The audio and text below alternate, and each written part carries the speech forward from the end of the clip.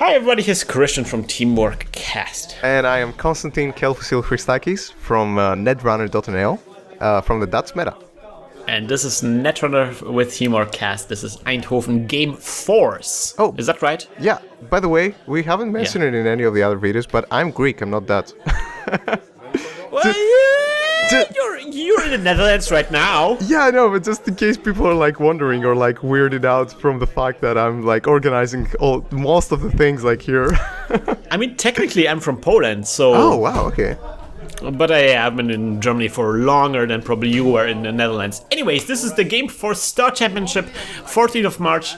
Order and Chaos is legal right now. Everybody's excited. Yep. On the right, we have excited the Markus from Germany. He's playing the Quetzals. And on the left, we have Karrym, who's playing the...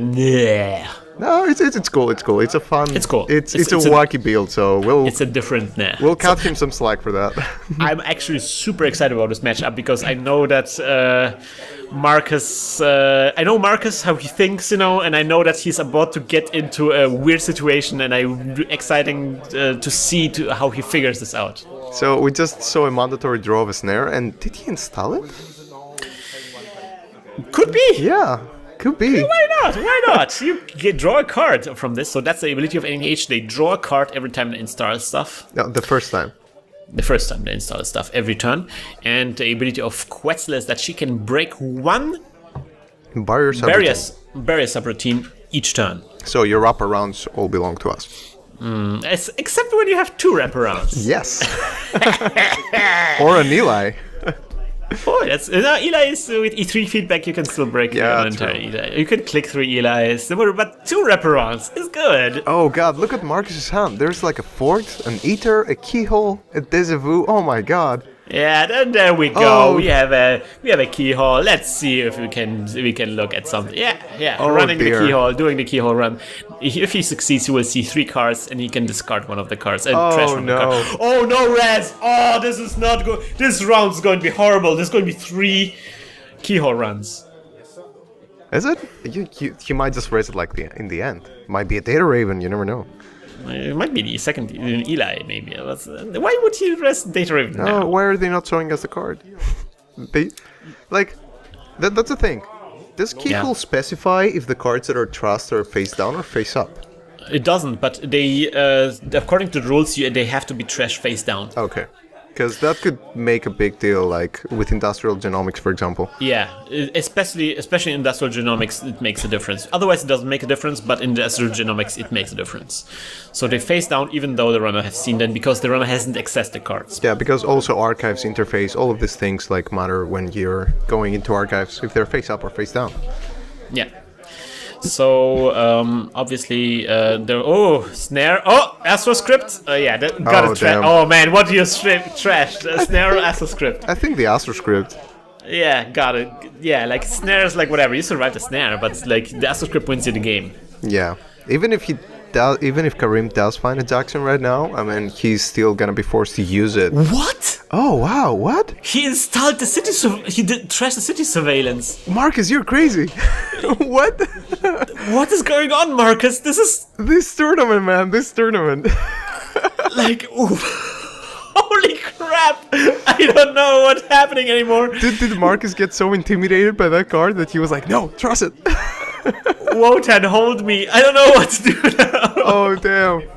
I guess it makes sense. How much credits does it cost to trash the city surveillance? 5. Three to trust it, but it will cost you 1 if it's res, like to escape attack. But it's 5 to res, so... I guess it makes sense. No, but it's 5 to res, so I don't think it was gonna get used not until mid-game at least. Well, we don't know how many agendas there are in Arcus right now. If that's the first agenda that Markus saw, then maybe it makes sense to trash the surveillance just to make sure that the tagging punishment is, or the tag storm doesn't even get started. Yeah, and Karrym chose to ice up R&D instead of like icing archives or something. Yeah, what's going on there, Karrym? What's the plan? I'm guessing there's no agendas in archives right now.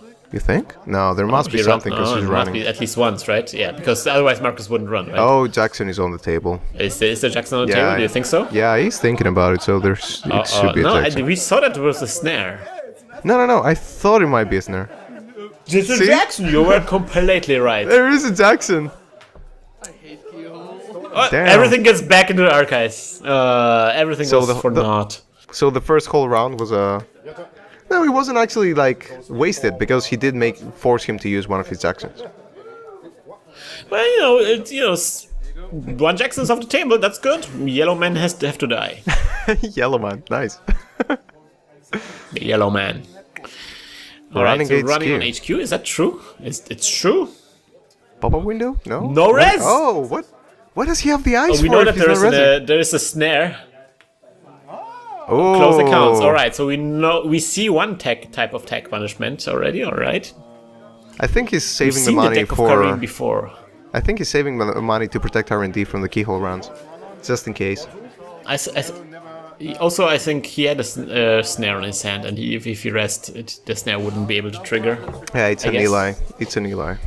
Yeah. Oh, Eli. All right, Eli. Yeah, that's not cool against Quetzal. She can break it with one click now, because the ability allows her to break one subroutine on a. Oh, he doesn't break it. He decides to leave it. No. So how can Karrym bounce back to this? Like, start collecting money or building a remote right now? I mean, Karrym's play is nebulous for us anyway. Like nebulous, I love we know the that word. he wants to. Yeah, we know that there's somehow tax involved, and we know that there is something like. Oh! All right, manhunt involved. That's good. Love it. Nice. So this is a current. It stays there until Markus scores an agenda, and every time the first time Markus makes a successful run, there's a trace, and that trace succeeds. Markus gets a tag. Very taxing current. Very, very taxing. Not really though. I mean, it's pretty expensive in my opinion. For like 3 credits, you get like a trace 2 for every time there's a successful run. It's not that amazing to put it like that. You gotta have money to actually start using it. If you don't care about tax, it doesn't matter. Yeah, true. But if you care about tax, it's more taxing than what's the other one? Enhanced Lock-in Protocol. Oh, it's a wraparound. Oh man, a knifed attack on the Eli, which I assume was broken with Markus' ability. So the Eli got knifed. So the idea is that if you break the entire barrier, then that barrier gets trashed. Why didn't he res that wraparound the first round? Like, he would have only been keyholed once. Yeah, that's something that it's easy to forget. You can only break a keyhole or a barrier subroutine once per turn. And yeah, many people forget that, so they don't even res like a barrier. But actually, if somebody wants to run multiple times per turn, that's actually a good defense against Quetzal. So he played a sweeps week for 3 credits. Yeah. Sometimes you gotta play the sweeps weeks. Yeah, sometimes you just have to get up in money. Some of the runners on this tournament were able to constantly keep 3 cards on their hand throughout the entire game, just to deny BD sweep. You saw how he was looking at this card and at his money? Like, that's definitely a serious surveillance, because he's most probably like thinking about just like resing to tag him. But I think this is gonna be over. Is that another knifed? Yeah. There was second knife going on, so now the wraparound is even also trashed. But he made a knifed run, so it's not a keyhole. He has to access. So that was a regular run. Oh man! That was a regular run. That one. Oh wow! Oh! Bad luck, Markus. God! Bad luck, Markus. That was the keyhole run, so he has to access this there. Bad luck, Markus, right there. Markus, I'm with you right there. Man. That hurt. And he's tagged as well, and at 1 credit right now. He has to spend his turn to get rid of it. Oh wait, but did he same old thing for the other knife? So he has 2 tags now. Yeah, I think he did.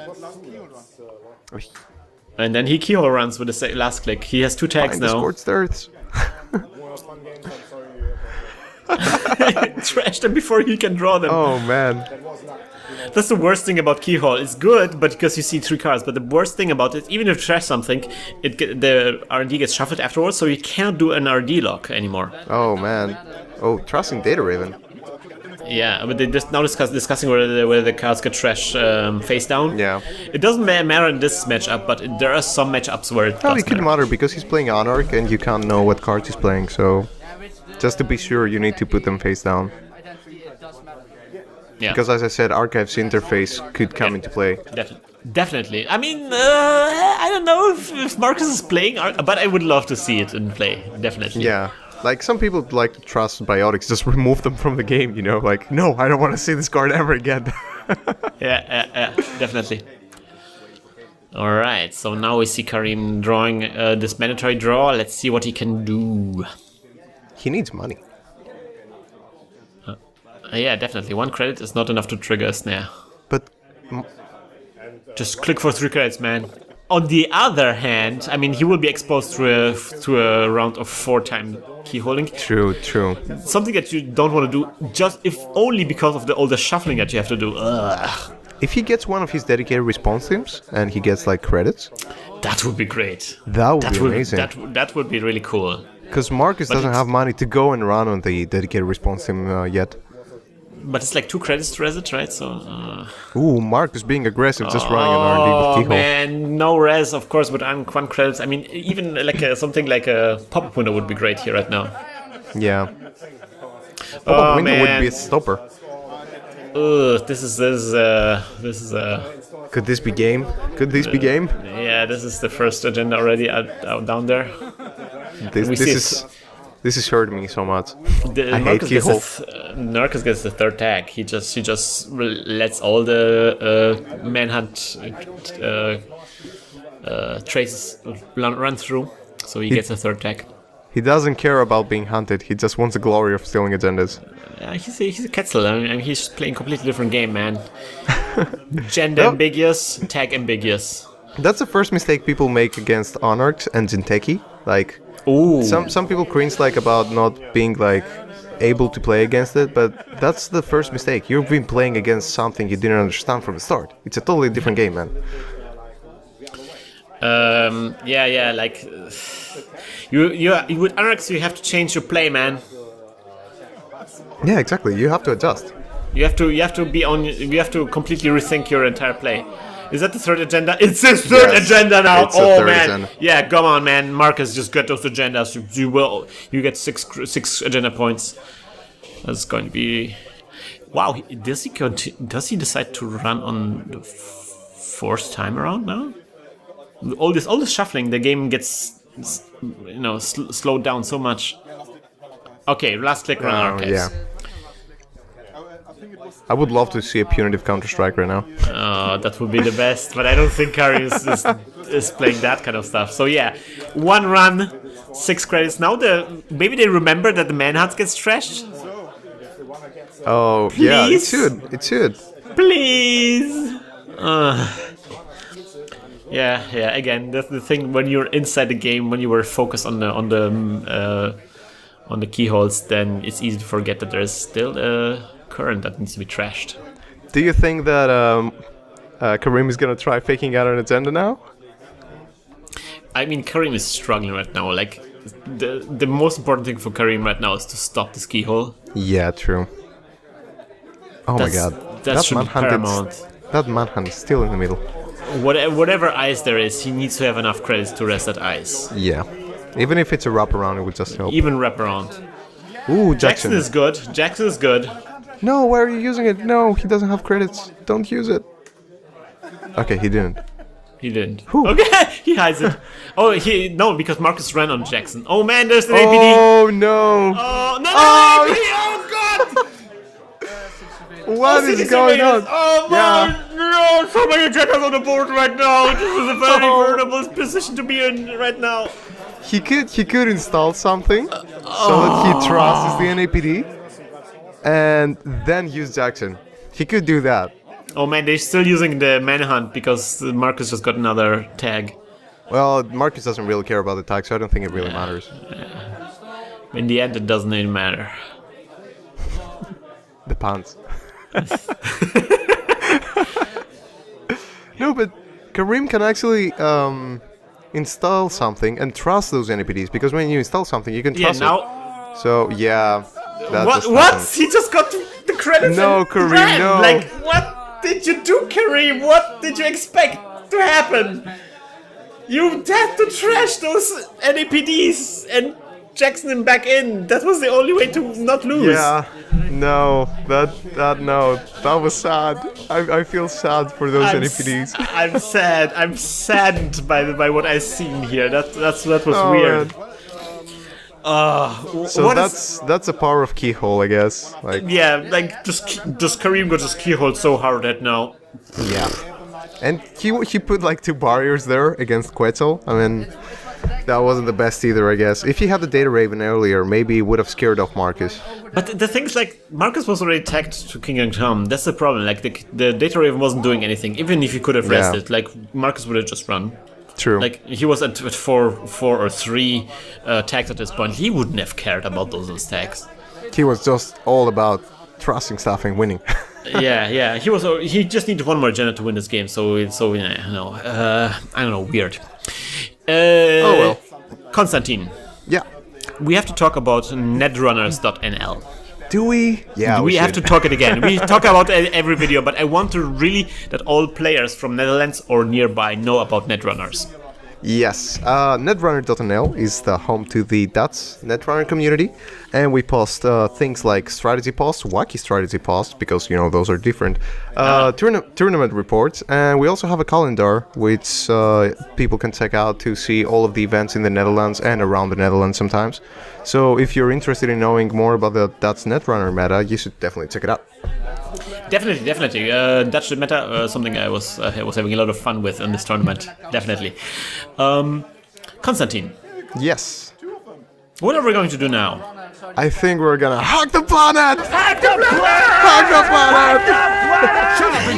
planet! Shit on me!